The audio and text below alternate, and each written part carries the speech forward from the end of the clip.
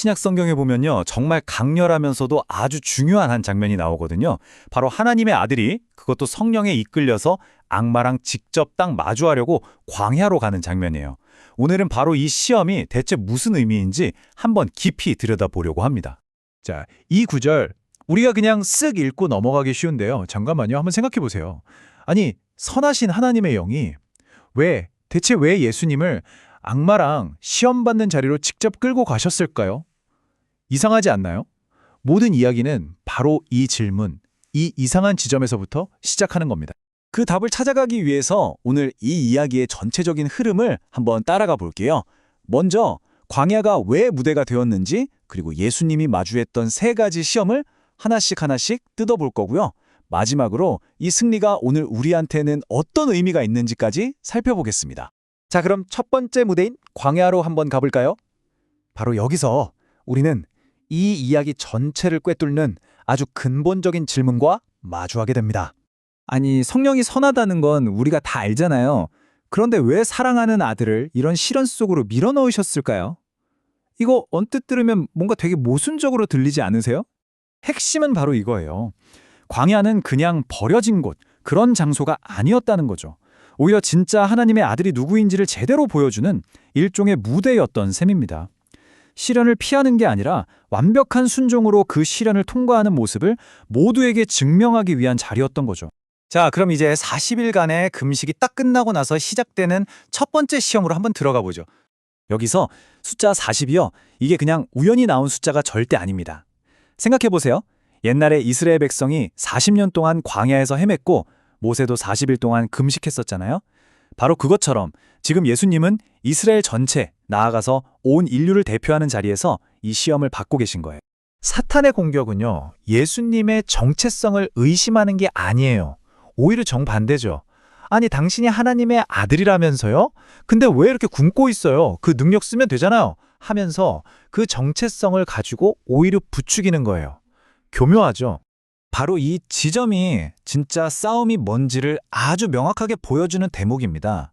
이건 돌을 떡으로 만드는 기적을 할 수 있냐 없냐, 그런 능력 테스트가 전혀 아니었던 거죠.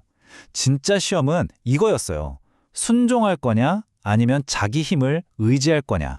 예수님은요, 놀랍게도 과거 이스라엘 백성이 광야에서 들었던 바로 그 성경 말씀으로 딱 받아치십니다.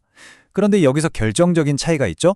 이스라엘은 결국 실패했지만 예수님은 완벽한 순종으로 응답하셨다는 거예요. 자, 여기서 우리가 붙잡아야 할 첫 번째 교훈이 아주 명확해집니다. 결국 믿음의 시험이라는 건요, 당장 눈앞의 배고픔, 어떤 성공에 대한 조급함, 이런 걸 우선할 거냐, 아니면 하나님의 때와 말씀을 기다리면서 순종하는 걸 선택할 거냐, 바로 이 단순한 선택의 문제로 돌아오는 거죠. 자, 이제 두 번째 시험으로 가볼 텐데요. 여기서부터는 사탄의 전략이 훨씬 더 교묘해지고 솔직히 더 위험해집니다. 자, 이제 사탄의 전략은 한 단계 더 진화합니다. 무려 성경을 무기로 삼아서 예수님을 공격해요. 하나님의 보호 약속을 인용하면서 그걸 가지고 오히려 하나님을 시험해보라고 아주 교묘하게 말을 비투는 거죠. 이게 바로 핵심적인 속임수입니다.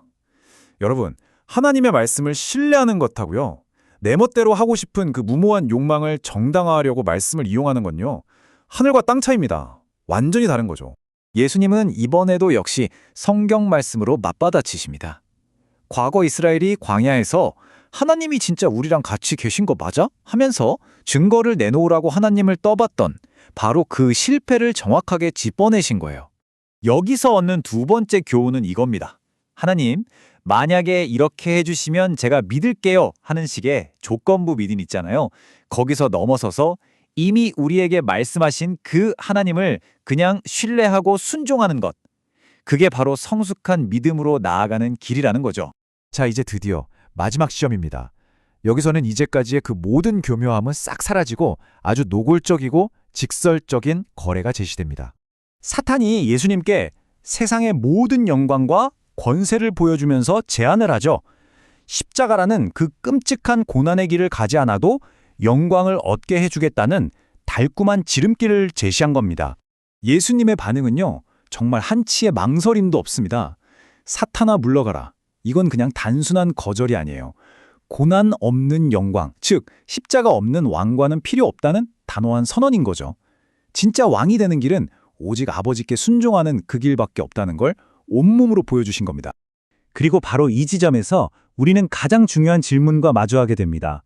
우리가 궁극적으로 경배하는 대상이 누구인지, 이게 분명하지 않으면요, 우리가 얻는 그 어떤 성공, 그 어떤 권력도 결국엔 우상이 되어버릴 수 있다는 무서운 진실이죠. 자, 그렇다면 이 세 번의 완벽한 승리 끝에 이 모든 대결이 우리에게 주는 마지막 핵심 메시지는 대체 뭘까요?